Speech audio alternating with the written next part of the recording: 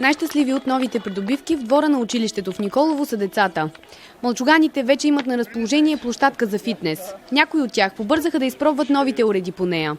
Други пък се радват на тенис корта с червена настилка.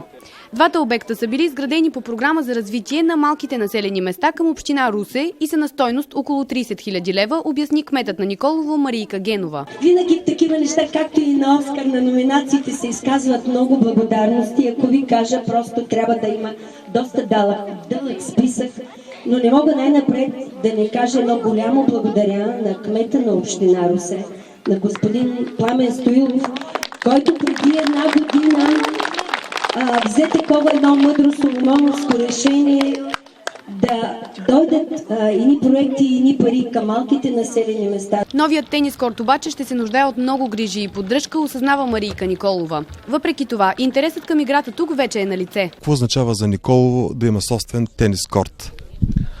Ами, изключително много, защото такива съоръжения до сега не сме мечтали да имаме. Не само, аз не съм от Николово, но не само в Николово.